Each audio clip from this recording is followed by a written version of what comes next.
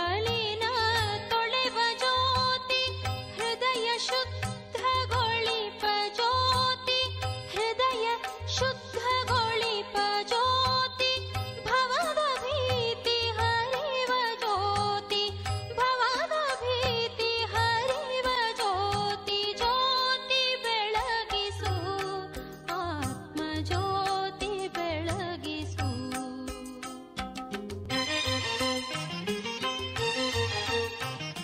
ಪ್ರಿಯ ವೀಕ್ಷಕರೇ, ಜ್ಞಾನಜ್ಯೋತಿ ಕಾರ್ಯಕ್ರಮಕ್ಕೆ ತಮಗೆಲ್ಲರಿಗೂ ಸ್ವಾಗತ.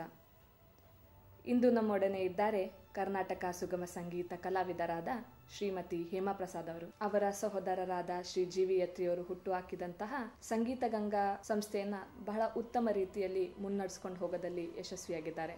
ಈ ಸಂಗೀತ ಶಾಲೆಯು ನೂರಾರು ಕಲಾ ಪ್ರತಿಭೆಗಳಿಗೆ ಸೂಕ್ತವಾದ ವೇದಿಕೆಯನ್ನು ಕಲ್ಪಿಸಿಕೊಡುವುದರಲ್ಲಿ ಯಶಸ್ವಿಯಾಗಿದೆ. ಈ ಕಾರ್ಯಕ್ರಮಕ್ಕೆ ಶ್ರೀಮತಿ ಹೇಮಾ ಪ್ರಸಾದ್ ಅವರನ್ನ ನಾನು ಸ್ವಾಗತವನ್ನು ಬಯಸ್ತೀನಿ. ಸ್ವಾಗತ. ನಮಸ್ಕಾರ. ತಾವು ಒಂದು ಕಲಾ ಸಂಸ್ಥೆಯನ್ನು ನಡೆಸ್ತಾ ಇದ್ದೀರಾ. ಈ ಕಲಾ ಸಂಸ್ಥೆಯ ಮೂಲಕ ಅಥವಾ ಈ ಕಲಾ ಮಾಧ್ಯಮದ ಮೂಲಕ ತಾವು ಸಮಾಜಕ್ಕೆ ಏನಾದರೂ ನೀಡಬಹುದು ಅಂತ ತಮ್ಗನ್ಸುತ್ತಾ? ಕಲೆ ಅನ್ನೋದು ದೈವಿಕವಾದದ್ದು, ಎಲ್ರಿಗೂ ಒಲಿಯುವಂಥದ್ದಲ್ಲ. ಅದಕ್ಕೆ ಒಂದು ಪೂರ್ವ ಸಂಸ್ಕಾರ ಕೂಡ ಇರಬೇಕಾಗ್ತದೆ. ಮತ್ತೆ ಅದನ್ನ ಆರಾಧಿಸುವವರಿಗೆ, ಅದನ್ನ ಸಾಧನೆ ಮಾಡುವವರಿಗೆ ಮಾತ್ರ ಒಲಿಯುವಂತಹದ್ದು ಈ ಕಲೆ. ಅಂತಿಂಥವ್ರಿಗೆ ಒಲಿಯುವಂಥದ್ದಲ್ಲ. ಅದಕ್ಕೆ ನಾವು ಕಲೆಯನ್ನ ದೈವಿಕವಾದ್ದು ಅಂತ ಅನ್ಕೊಳ್ತೀವಿ. ಅಂಥದ್ರಲ್ಲಿ ಅದು ದೈವಿಕ ಅಂತ ಅಂದ ಕೂಡಲೇ ಕೂಡ ನಮಗೆ ಅಲ್ಲೊಂದು ಮಹತ್ವ ಅರಿವಾಗುತ್ತೆ. ಸೊ ಇಂಥ ಒಂದು ಕಲೆಯಿಂದ ಖಂಡಿತವಾಗ್ಲೂ ಸಮಾಜದ ನೆಮ್ಮದಿಗೆ ನಾವು ಒಂಚೂರಾದ್ರೂ ಕಾಣಿಕೆಯನ್ನು ಕೊಡಬಹುದು ಅಂತ ಅನ್ಕೊಳ್ತೀನಿ. ಹೇಗೆ ಅಂತಂದ್ರೆ, ಸಂಗೀತ ಮನುಷ್ಯನ ಮನಸ್ಸಿಗೆ ಮುದ ನೀಡುವಂಥದ್ದು, ಮತ್ತೆ ಎಲ್ಲ ತರದ ನೋವನ್ನ ಕಳೆಯುವ ಶಕ್ತಿ ಕೂಡ ಅದಕ್ಕಿದೆ. ಮನಸ್ಸಿನ ದುಗುಡಗಳನ್ನ ನಿವಾರಿಸಿ ಆ ಮನಸ್ಸಿಗೆ ಆಹ್ಲಾದವನ್ನ ಉಂಟು ಮಾಡುವುದರಲ್ಲಿ ಸಂಗೀತ ಮಹತ್ವದ ಪಾತ್ರವನ್ನ ವಹಿಸುತ್ತೆ. ಒಬ್ಬ ಕಲಾವಿದ ತಾನು ಆ ಸಂಗೀತವನ್ನ ಅನುಭವಿಸಿ ಆನಂದ ಪಡುವುದೇ ಅಲ್ಲದೆ ಅವನು ಅದನ್ನ ಬೇರೆಯವರಿಗೂ ಕೂಡ ಹಂಚಲು ಶಕ್ತನಾಗ್ತಾನೆ. ಅಂಥ ಕಲಾವಿದರನ್ನ ನಾವು ತಯಾರು ಮಾಡ್ತಾ ಇದೀವಲ್ವಾ, ಆ ಮಕ್ಕಳಲ್ಲಿ ಆ ಸಂಗೀತದ ಒಲವನ್ನ ಮೂಡಿಸುವುದರ ಮೂಲಕ ಆ ಮಕ್ಕಳನ್ನ ಒಬ್ಬ ಉತ್ತಮ ಪ್ರಜೆಯಾಗಿ ಕೂಡ ನಾವು ರೂಪುಗೊಳಿಸುವಲ್ಲಿ ನಾವು ಕೆಲಸವನ್ನ ಮಾಡ್ತಾ ಇದೀವಿ. ಆ ಸಂದರ್ಭದಲ್ಲಿ ಏನಾಗುತ್ತೆ, ಮಕ್ಕಳು ಈ ಸಂಗೀತವನ್ನ ಆಶ್ರಯಿಸೋದ್ರಿಂದ ಒಂದು ಜೀವನದಲ್ಲಿ ಶಿಸ್ತು, ಸಂಯಮವನ್ನ ಕಲ್ತ್ಕೊಳ್ತಾರೆ. ಅವರು ಒಬ್ಬ ಉತ್ತಮ ಪ್ರಜೆಯಾಗಿ ರೂಪುಗೊಳ್ಳೋದು ಅಲ್ಲದೆ ಈ ಕಲೆಯನ್ನ ಆಶ್ರಯಿಸ್ತಾರೆ. ಅವರು ಒಂದು 4-6 ಜನಕ್ಕೆ ಈ ಕಲೆಯನ್ನ ಹಂಚೋದ್ರ ಮೂಲಕ ಅವರು ತಮ್ಮ ಸಂತೋಷವನ್ನ ಹಂಚ್ತಾ ಇದ್ದಾರೆ ಅಂತಾನೆ ಅರ್ಥ. ಹಾಗಾಗಿ ಆ ಸಮಾಜ ತಾನೇ ತಾನಾಗಿ ಒಂದು ಸೌಹಾರ್ದಯುತ ಸಮಾಜವಾಗಿ ಪರಿವರ್ತನೆಗೊಳ್ಳುತ್ತೆ. ಹೀಗಿರುವಾಗ ಈ ಕಲೆಯಿಂದ ಜನರ ನೆಮ್ಮದಿಗೆ ಖಂಡಿತವಾಗ್ಲೂ ನಾವು ಒಂದು ಅಲ್ಪ ಕಾಣಿಕೆಯನ್ನ, ಒಂದು ಸೇವೆಯನ್ನ ಮಾಡಬಹುದು ಅಂತ ಹೇಳಿ ನಾನು ನಂಬ್ಕೊಂಡಿದ್ದೀನಿ. ಅದು ಅಲ್ದಿರ ನಾನೊಬ್ಬ ಸಂಗೀತದ ಆರಾಧಕಳಾಗಿ ಅದರಲ್ಲಿ ನನಗೆ ಅಚಲವಾದ ವಿಶ್ವಾಸವೂ ಇದೆ, ಪ್ರೀತಿ ಇದೆ, ಶ್ರದ್ಧೆ ಇದೆ, ಭಕ್ತಿ ಇದೆ. ಯಾರೇ ಕೂಡ ಶ್ರದ್ಧಾ, ಭಕ್ತಿ, ಪ್ರೀತಿಯಿಂದ ಈ ಕಲೆಯನ್ನ ಅಭ್ಯಾಸ ಮಾಡಿದ್ರೆ ಅವರಿಗೂ ಸರಸ್ವತಿ ಖಂಡಿತವಾಗಿ ಒಲಿತಾಳೆ. ಅವರೂ 4 ಜನರಿಗೆ ಈ ಒಂದು ವಿದ್ಯೆಯನ್ನ ಹಂಚಬಹುದು, ಆನಂದವನ್ನ ಹಂಚಬಹುದು ಅಂತ ಹೇಳಿ ನಾನು ಭಾವಿಸ್ಕೊಳ್ತೀನಿ. ಇಂದಿನ ಈ ಕಲುಷಿತ ವಾತಾವರಣದಲ್ಲಿ ಆಧ್ಯಾತ್ಮಿಕತೆಯ ಏನಾದರೂ ಒಂದು ಅವಶ್ಯಕತೆ ಇದೆಯಾ? ಇದ್ರ ಬಗ್ಗೆ ನಿಮ್ಮ ಅಭಿಪ್ರಾಯನ ತಿಳಿಸಿ. ಖಂಡಿತ ಇದೆ ಅಂತ ನಾನು ಅನ್ಕೊಳ್ತೀನಿ. ಯಾಕೆಂದ್ರೆ ಇಂದಿನ ಈ ಯುವ ಜನಾಂಗ ಹಾದಿ ತಪ್ಪುತ್ತಾ ಇದೆ ಅಂತ ಹೇಳಿ ಎಲ್ಲರ ಒಂದು ಕೂಗು ಇದೆ, ನಮ್ಮ ಅಭಿಪ್ರಾಯವೂ ಕೂಡ ಇದೆ. ಯಾಕೆಂದ್ರೆ ಅವರ ಮನಸ್ಸಿಗೆ ನೂರಾರು ಆಕರ್ಷಣೆಗಳಿದಾವೆ, ಹಲವಾರು ಡೈವರ್ಷನ್ಸ್ ಇದೆ. ಅವರಿಗೆ ಒಂದು ನಿಟ್ಟಿನಲ್ಲಿ ಹೋಗ್ಲಿಕ್ಕೆ ಅವರಿಗೆ ಸಾಧ್ಯ ಆಗ್ತಾ ಇಲ್ಲ. ಯಾವ್ದನ್ನ ಆರಿಸ್ಕೊಳ್ಬೇಕು, ಒಳ್ಳೆಯದನ್ನು ಕೆಟ್ಟದ್ದನ್ನು, ಅವರು ಬೆಳೆದು ಬಂದಿರತಕ್ಕಂತ ಒಂದು ಪರಿಸರ ಅಲ್ಲಿರಬಹುದು, ಅಥವಾ ಅವರು ವಿದ್ಯಾಭ್ಯಾಸ ಮಾಡ್ತಾ ಇರುವಂತಹ ವಾತಾವರಣ ಅಲ್ಲಿರಬಹುದು, ಅಥವಾ ಅವರ ಸಹವಾಸದಿಂದ ಇರಬಹುದು. ಕೆಟ್ಟದ್ರ ಕಡೆಗೆ ಬಹಳ ಬೇಗ ಯುವಜನತೆ ಇಂದಿನ ಒಂದು ಸಮಾಜದಲ್ಲಿ ಆಕರ್ಷಿತರಾಗ್ತಾ ಇದ್ದಾರೆ. ಅದರಿಂದ ಅವರು ಹೊರಬರಲಿಕ್ಕೆ ಒಂದು ಅವಕಾಶವನ್ನ ಕಲ್ಪಿಸಿಕೊಡಬೇಕು ಅಂತ ಅಂದಾಗ ಈ ಆಧ್ಯಾತ್ಮಿಕತೆಯ ಪರಿಚಯ ಅವರಲ್ಲಿ ಉಂಟು ಮಾಡುವುದು ತುಂಬಾ ಅವಶ್ಯಕತೆ ಇದೆ ಅಂತ ಹೇಳಿ ನಾನು ಅನ್ಕೊಳ್ತೀನಿ. ಅವರಲ್ಲಿ ಈ ಆಧ್ಯಾತ್ಮಿಕತೆಯ ಪರಿಚಯ ಉಂಟು ಮಾಡುವುದರಿಂದ ಅವರು ತಮ್ಮನ್ನು ತಾವು ನಿಗ್ರಹಿಸಿಕೊಂಡು ಈ ಆಕರ್ಷಣೆಗಳತ್ತ ಗಮನ ಕೊಡ್ದಿರಾ ಅವರು ಕೂಡ ಉತ್ತಮರಾಗೋದೇ ಅಲ್ದಿರ ಅವರ ಸ್ನೇಹಿತರಿಗೂ ಕೂಡ ಒಂದು ಚೂರಾದ್ರೂ ಈ ಆಧ್ಯಾತ್ಮಿಕತೆಯ ಪರಿಚಯವನ್ನ ಮಾಡಿಕೊಡೋದ್ರಲ್ಲಿ ಒಂದು ಸಫಲತೆಯನ್ನ ಹೊಂದುತ್ತಾರೆ. ಹಾಗಾಗಿ ಒಂದು ಉತ್ತಮ ಸಮಾಜ ನಿರ್ಮಾಣ ಕಾರ್ಯಕ್ರಮಕ್ಕೆ ಇದು ಒಂದು ಬುನಾದಿಯನ್ನ ಹಾಕಲಿಕ್ಕೆ ಸಾಧ್ಯವಾಗ್ತದೆ ಅಂತ ಹೇಳಿ ನನ್ನ ಅಭಿಪ್ರಾಯ. ಈ ವಾತಾವರಣಕ್ಕೆ ಆಧ್ಯಾತ್ಮಿಕತೆಯ ಪರಿಚಯ ಮಾಡಿಕೊಡೋದು ತುಂಬಾನೇ ಅವಶ್ಯಕತೆ. ಇದರಲ್ಲಿ ವಯಸ್ಸಿನ ಒಂದು ಅಂತರ ಏನೂ ಇಲ್ಲ. ಯಾವುದೇ ವಯಸ್ಸಿನವರಾದ್ರೂ ಕೂಡ ಇದನ್ನ ಅನುಭವವನ್ನ ಮಾಡಿಕೊಂಡು ಇದರ ಒಂದು ಆನಂದವನ್ನ ಹೊಂದಬಹುದು ಅಂತ ಹೇಳಿ ನನ್ನ ಅಭಿಪ್ರಾಯ. ಇಂದಿನ ಕುಟುಂಬಗಳಲ್ಲಿ ನಾವು ನೋಡಿದಾಗೆ ಒಂಥರ ಬಿರುಕು ಬರ್ತಾ ಇದೆ, ಕುಟುಂಬಗಳು ಛಿದ್ರ ಹೋಗ್ತಾ ಇದಾವೆ. ಇದಕ್ಕೆ ಏನ್ ಕಾರಣ ಆಗಿರ್ಬೋದು? ಬಹಳ ಒಳ್ಳೆಯ ಪ್ರಶ್ನೆ ಕಾವ್ಯ ಇದು. ಇಲ್ಲಿ ಮೊದಲಿಗೆ ನಾವು ಹೇಳಬೇಕು ಅಂತಂದ್ರೆ ಹೊಂದಾಣಿಕತೆಯ ಅಭಾವ.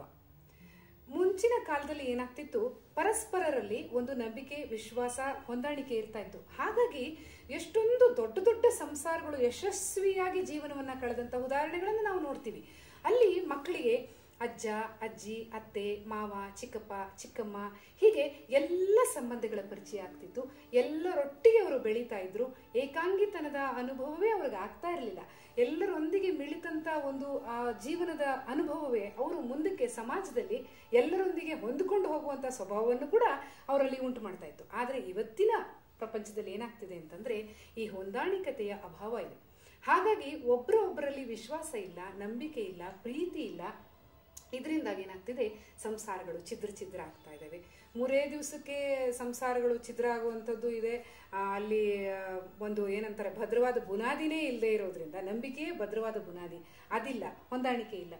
ಹಾಗಾಗಿ ಎಲ್ಲ ಸಂಸಾರಗಳು ಕೂಡ ಛಿದ್ರ ಆಗ್ತಾ ಇದ್ದಾವೆ ಅಂತ ಹೇಳ್ಬೋದು.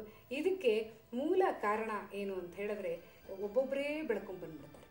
ಒಟ್ಟು ಕುಟುಂಬದಲ್ಲಿ ಬೆಳೆದಿದ್ರೆ ಅವರಿಗೆ ಎಲ್ಲದರ ಒಂದು ಅನುಭವ ಇರುತ್ತೆ. ಈಗ ಜಗಳ ಕದನ ಎಲ್ಲರ ಮನಲ್ಲೂ ಬರುತ್ತೆ, ಒಂದು ಮಾತು ಬರುತ್ತೆ ಹೋಗುತ್ತೆ. ಅದನ್ನ ನಿವಾರಿಸಿಕೊಂಡು ಪ್ರೀತಿಯಿಂದ, ವಿಶ್ವಾಸದಿಂದ ಮುಂದುವರಿಸಿಕೊಂಡು ಹೋಗೋದು ಇದೆಯಲ್ಲ, ಅದು ನಿಜವಾದ ಜೀವನ.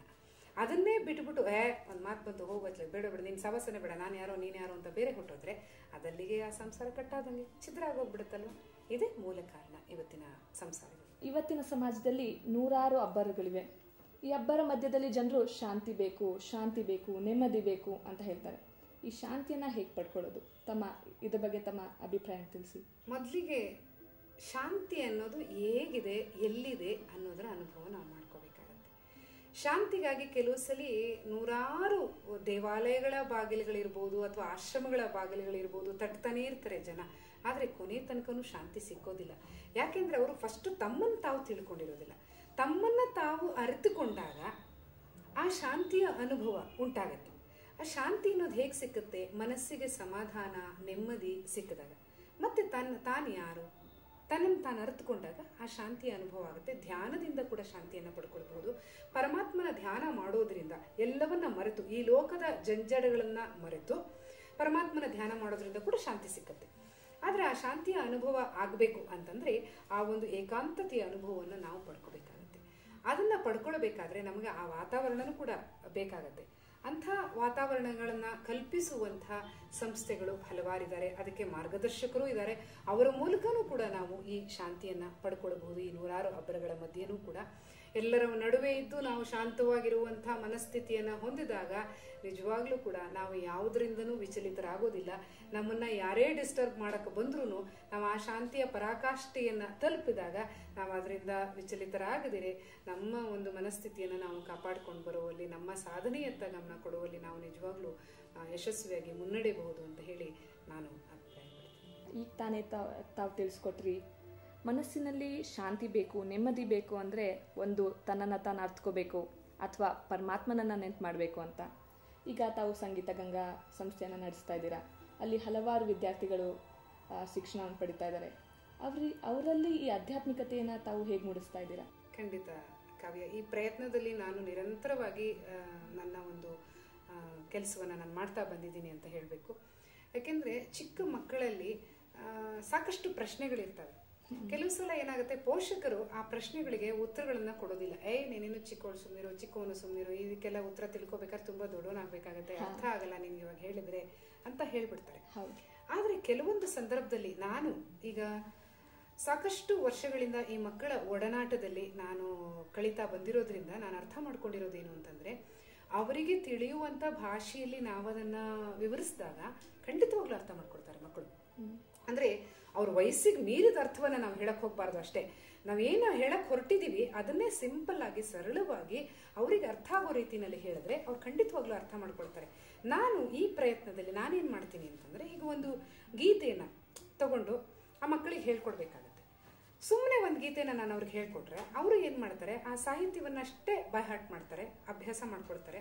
ಅದನ್ನ ಇನ್ನೊಂದ್ ಕಡೆ ಹೇಳ್ತಾರೆ, ಸ್ಟೇಜ್ ಮೇಲೆ ಬರ್ತಾರೆ, ಇಲ್ಲೇ ಮುಗ್ದೋಯ್ತು ಅಷ್ಟೇ. ಅವರು ಅದರ ಆಳ ಹೊಕ್ಕು ನೋಡೋದಿಲ್ಲ. ಆದರೆ ನಾನು ಆ ಗೀತೆಯನ್ನು ಹೇಳ್ಕೊಡ್ಬೇಕಾದ್ರೆ ಆ ಪ್ರತಿಯೊಂದು ಪದದ ಅರ್ಥವನ್ನ ಅವ್ರಿಗೆ ಹೇಳ್ತಾ ಹೋಗ್ತೀನಿ. ನಾನು ಅವ್ರಿಗೆ ಹೆಂಗೆ ಅರ್ಥ ಆಗತ್ತೆ ಹಂಗೆ, ಅವ್ರ ಮನೆಯ ಸನ್ನಿವೇಶವನ್ನೇ ತಗೊಂಡು ಇರ್ಬೋದು, ಅವರ ಅಪ್ಪ ಅಮ್ಮನ ಉದಾಹರಣೆಯನ್ನೇ ಕೊಟ್ಟೇ ಇರ್ಬೋದು, ಇಲ್ಲ ಅವರ ಸ್ನೇಹಿತರ ಉದಾಹರಣೆಯನ್ನೇ ಕೊಟ್ಟೇ ಇರ್ಬೋದು, ಆ ಪದಗಳಿಗೆ ಅರ್ಥವನ್ನ ಹೇಳ್ತಾ ಹೋಗ್ತೀನಿ. ಅವ್ರಿಗೆ ಗೊತ್ತಾಗತ್ತಾಗೋದು ಈ ತರ ಅಲ್ವಾ, ಈ ತರ ಅಲ್ವಾ, ಈ ತರ ಅಲ್ವಾ ಅಂತ ಅಂದ್ಬಿಟ್ಟು. ಈಗ ಫಾರ್ ಎಕ್ಸಾಂಪಲ್ ಒಂದು ನಮ್ಮ ಜನಪದರು ಅದ್ಭುತವಾದ ಕವಿಗಳು. ಅವ್ರಿಗೆ ಯಾವ ಕವಿಗಳಿಗೂ ಕಮ್ಮಿ ಇಲ್ಲ. ಅವ್ರನ್ನ ನಾವು ಅನಕ್ಷರಸ್ಥರು ಅಂತ ಹೇಳ್ಬಿಡ್ತೀವಿ ಅಷ್ಟೇನೆ. ಆದ್ರೆ ಅನಕ್ಷರಸ್ಥರಲ್ಲಿ ಅವರಲ್ಲಿ ಇರುವಂತ ಕಾವ್ಯ ಹೃದಯ ಇದೆಯಲ್ಲ, ಅದು ಯಾವುದೇ ಅಕ್ಷರಸ್ಥ ಕವಿಗೂ ಕೂಡ ಕಮ್ಮಿ ಇಲ್ಲ ಅಂತ ಹೇಳಿ ನಾನು ತಿಳ್ಕೊಳ್ತೀನಿ. ಅಂತಹ ಒಂದು ಜನಪದದಲ್ಲಿ ಪ್ರತಿಯೊಂದು ಸಾಲಿನಲ್ಲೂ ಒಂದೊಂದು ತತ್ವವನ್ನ ಹೇಳುವಂತಹ ಒಂದು ತತ್ವಪದ ಇದೆ.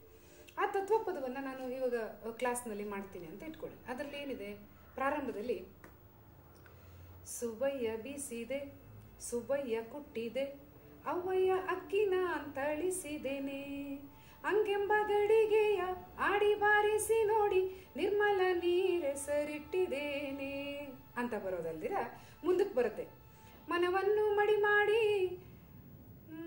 ಅನುಭವದೆಡೆ ಮಾಡಿ ಅದ್ವೈತದೂಟವ ನೀಡಿದ್ದೇನೆ. ಈ ತರ ಬಂದಾಗ ಮಕ್ಕಳಿಗೆ ಏನಾಗುತ್ತೆ ಗೊತ್ತಾ, ಇದೇನೋ ನಮ್ಮ ಮೇಡಮ್ ಏನೋ ಕುಟ್ಟೋದು, ಬೀಸೋದು, ಅಕ್ಕಿನ ಕ್ಲೀನ್ ಮಾಡೋದು, ಅನ್ನಕ್ಕಿಡೋದು ಹೇಳ್ಕೊಡ್ತಾ ಇದಾರಲ್ಲ, ತಟ್ಟೆ ಹಾಕ್ತಾ ಇದಾರೆ, ಊಟ ಹಾಕ್ತಿದಾರೆ, ಏನಂತ ನಕ್ಕೊಂಡೆ ಹಾಡಕ್ ಶುರು ಮಾಡ್ತವೆ ಪ್ರಾರಂಭದಲ್ಲಿ ಮಕ್ಕಳು. ನಾನು ಅದಕ್ಕೆ ಹೇಳಿದೆ, ಇದು ನಗುವಂತ ವಿಷಯ ಅಲ್ಲ, ಇದು ನಕ್ಕೊಂಡು ಹಾಡಿ ಬೇಡ ಅಂತ ಹೇಳಲ್ಲ. ಒಂದು ಸ್ಮೈಲಿಂಗ್ ಫೇಸ್ ಇರಬೇಕು ಸ್ಟೇಜ್ ಮೇಲೆ ಹಾಡುವಾಗ. ಆದ್ರೆ ನಿಮ್ಗೆ ಅದ್ರ ಅರ್ಥ ಗೊತ್ತಿರಬೇಕು. ಇಲ್ಲಿ ಏನಿದು, ನಾವಿಲ್ಲಿ ಆಧ್ಯಾತ್ಮಿಕತೆಯ ಅನುಭವವನ್ನ ಈ ಗೀತೆಯ ಮೂಲಕ ಮಾಡ್ಕೊಳ್ತಾ ಇದೀವಿ. ಸುಬ್ಬಯ್ಯ ಬೀಸಿದೆ, ಸುಬ್ಬಯ್ಯ ಕುಟ್ಟಿದೆ ಅಂತಂದ್ರೆ ನಿಜವಾದ ಅಕ್ಕಿನಲ್ಲ ನಾವು ಕುಟ್ತಾ ಇರೋದು. ನಾವು ನಮ್ಮ ದೇಹವನ್ನ, ನಮ್ಮ ಮನಸ್ಸನ್ನ ಶುಚಿ ಮಾಡ್ಕೊಳ್ತಾ ಇದೀವಿ. ಅದನ್ನ ಶುಚಿ ಮಾಡಿಕೊಂಡು ಅದರಲ್ಲಿ ನಿರ್ಮಲವಾದ ಮನಸ್ಸನ್ನ, ನಿರ್ಮಲವಾದ ಆತ್ಮವನ್ನ ನಾವು ದೇವರಿಗೆ ಅರ್ಪಣೆ ಮಾಡ್ತಾ ಇದೀವಿ, ನೈವೇದ್ಯ ಮಾಡ್ತಾ ಇದೀವಿ. ಆಗೇನಾಗತ್ತೆ, ಆ ದೈವದ ಸಾಕ್ಷಾತ್ಕಾರ ಆಗತ್ತೆ. ಹೀಗೆ ಪ್ರತಿಯೊಂದು ಸಾಲಿಗೆ ಅರ್ಥವನ್ನ ಹೇಳ್ತಾ ಹೋದಾಗ ನಿಜವಾಗ್ಲೂ ಎಲ್ಲ ವಿದ್ಯಾರ್ಥಿಗಳು ಅರ್ಥ ಮಾಡ್ಕೊಂಡ್ರು. ಆವಾಗ ಅವ್ರು ನಕ್ಕೊಂಡು ಹಾಡ್ಲಿಲ್ಲ, ಅದನ್ನ ಸೀರಿಯಸ್ ಆಗಿ ಅನುಭವಿಸ್ಕೊಂಡು ಹಾಡಿದ್ರು. ಅಂದ್ರೆ ಅವರು ದೇವರ ಮುಂದೆ ಈ ಗೀತೆಯನ್ನ ಹಾಡ್ತಾ ಇದ್ದಾರೆ ಅನ್ನುವಂಥ ಭಾವನೆಯಲ್ಲಿ ಹಾಡಿದಾಗ ಅದು ಚೆನ್ನಾಗಿ ವಿತ್ ಎಕ್ಸ್ಪ್ರೆಷನ್ ಬಂದ್ಬಿಡುತ್ತೆ.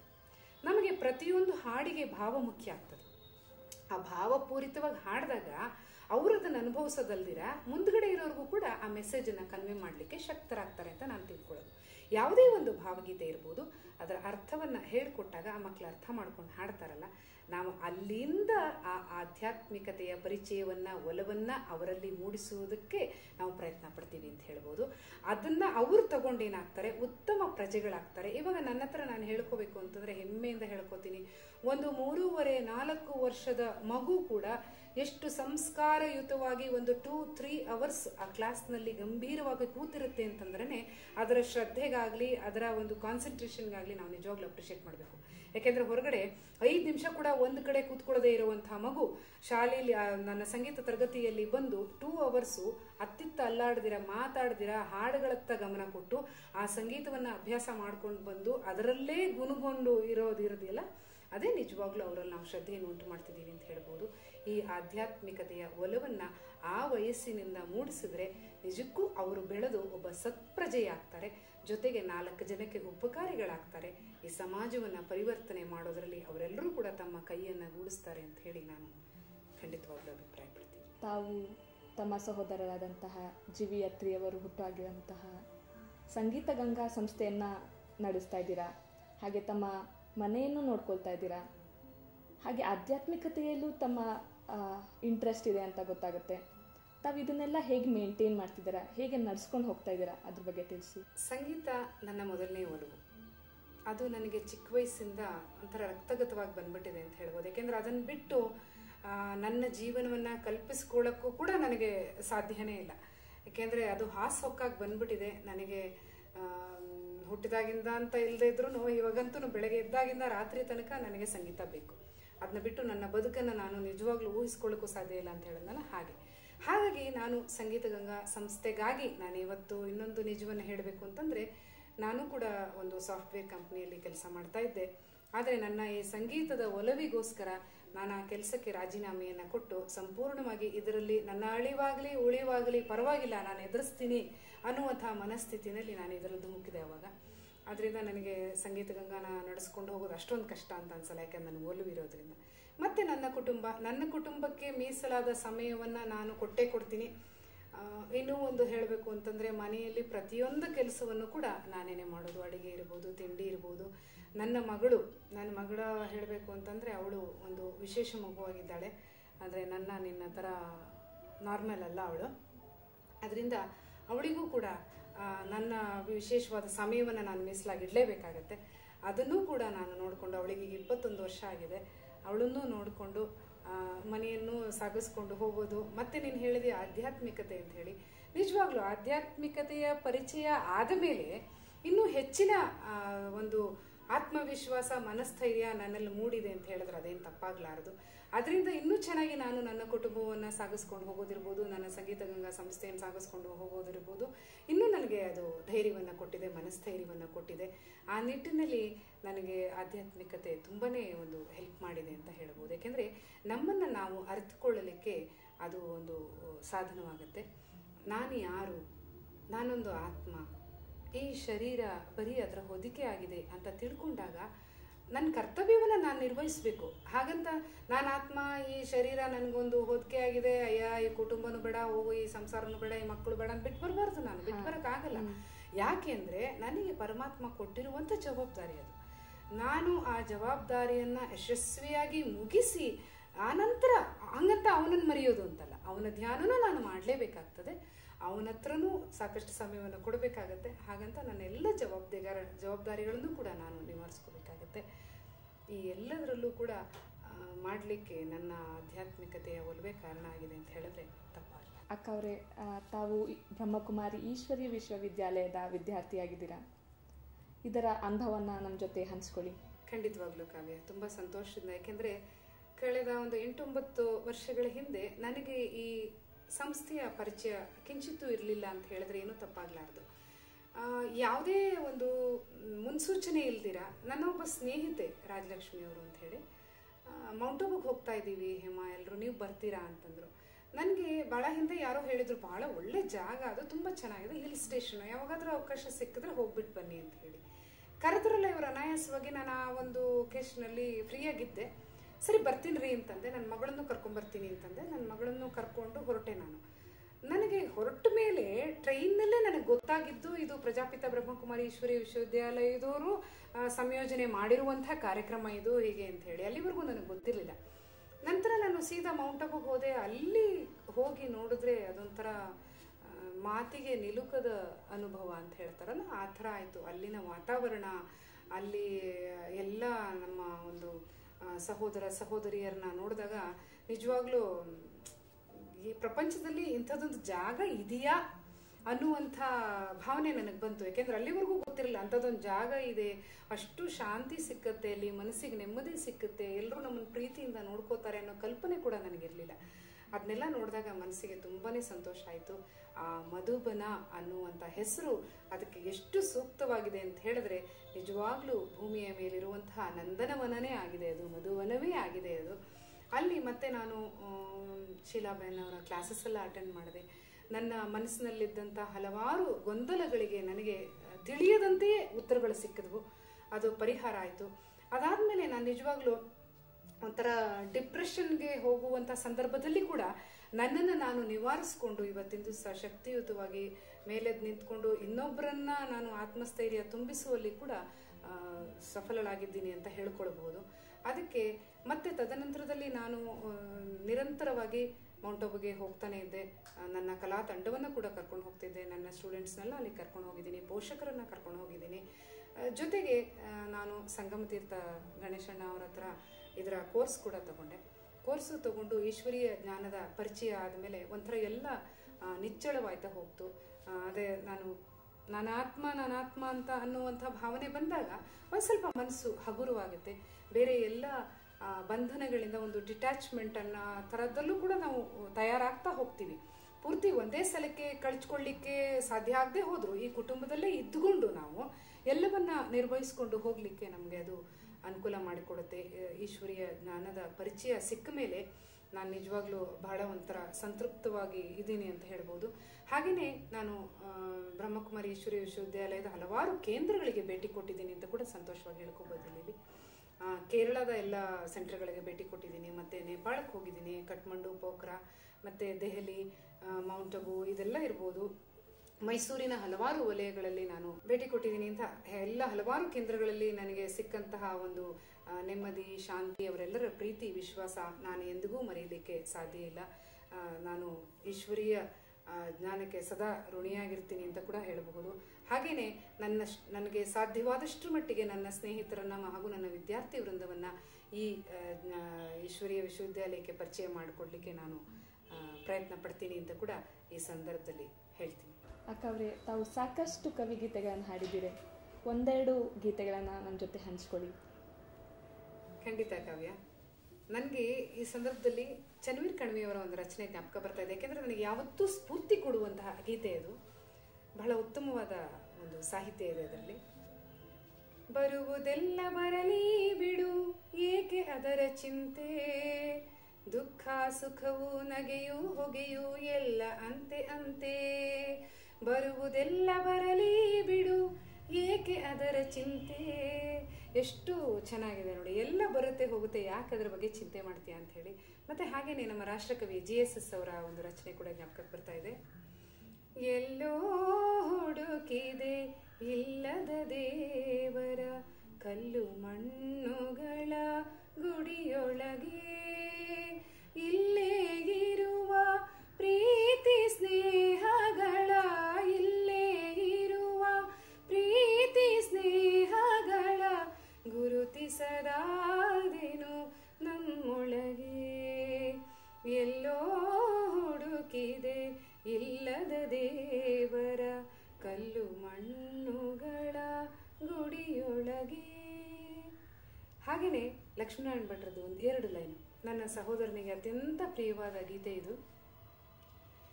2 ದಿನ ಬಾಳಿದರು ಗರುಡನಂತೆ ಬಾಳಬೇಕು, ಗಗನದಗಲ ಹಾರಬೇಕು, ರೆಕ್ಕೆ ಬೀಸುತ್ತಾ ಕಂಡ ಜನ ಬೆರಗುಗೊಂಡು ಏನು ಚಂದ ಅನ್ನಬೇಕು, ಉಘೆ ಉಘೆ ಕೂಗಬೇಕು ಮೆಚ್ಚು ತೋರುತ್ತಾ.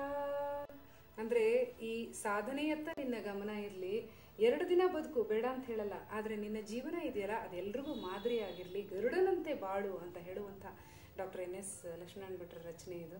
ಇಂಥ ಒಳ್ಳೊಳ್ಳೆಯ ಗೀತೆಗಳನ್ನ ಕವಿಗಳು ನಮಗಾಗಿ ಕೊಟ್ಟಿದ್ದಾರೆ. ಅದನ್ನೆಲ್ಲ ಹಾಡಿ ಆನಂದಿಸೋದಿದೆಯಲ್ಲ ಅದೇ ನಮ್ಮ ಸೌಭಾಗ್ಯ. ಇದೆಲ್ಲದರಲ್ಲೂ ಕೂಡ ಒಳ್ಳೆಯ ಅರ್ಥ ಇದೆ, ಅದು ಒಂದು ತುಂಬ ಮುಖ್ಯವಾಗುತ್ತೆ. ಅಕ್ಕಾರೆ, ಇವತ್ತಿನ ಸಂಚಿಕೆಯಲ್ಲಿ ತಮ್ಮ ಆಧ್ಯಾತ್ಮಿಕತೆಯ ಅನುಭವದ ಬಗ್ಗೆ ಹೆಚ್ಚಿನ ಮಾಹಿತಿಯನ್ನು ನಮಗೆ ನೀಡಿದ್ದೀರಾ. ಹಾಗೆ ಹಲವಾರು ಬಹಳ ಸುಂದರವಾದಂಥ ಸಂಗೀತಗಳನ್ನು ನಮ್ಮೊಡನೆ ತಾವು ಶೇರ್ ಮಾಡ್ಕೊಂಡಿದ್ದೀರಾ. ಅದಕ್ಕೆ ಸಂಸ್ಥೆಯ ಪರವಾಗಿ ತುಂಬ ತುಂಬ ಧನ್ಯವಾದಗಳು. ನಮಸ್ಕಾರ. ನಾನು ಅಷ್ಟೇ, ನನ್ನ ಈ ಅನುಭವಗಳನ್ನು ಹಂಚಿಕೊಳ್ಳಿಕ್ಕೆ ಅವಕಾಶ ಮಾಡಿಕೊಟ್ಟಂತಹ ಪ್ರಜಾಪಿತ ಬ್ರಹ್ಮಕುಮಾರಿ ಈಶ್ವರೀಯ ವಿಶ್ವವಿದ್ಯಾಲಯದ ಈ ಜ್ಞಾನಜ್ಯೋತಿ ಕಾರ್ಯಕ್ರಮದ ಎಲ್ಲ ಕಾರ್ಯಕರ್ತರಿಗೂ ಕೂಡ ನನ್ನ ಧನ್ಯವಾದಗಳನ್ನು ಸಲ್ಲಿಸ್ತೀನಿ. ಮುಂದಿನ ಸಂಚಿಕೆಯಲ್ಲಿ ಇನ್ನಷ್ಟು ವಿಷಯಗಳ ಬಗ್ಗೆ ಚರ್ಚೆಯನ್ನು ಮಾಡೋಣ. ಅಲ್ಲಿಯ ತನಕ ನಮಸ್ಕಾರ.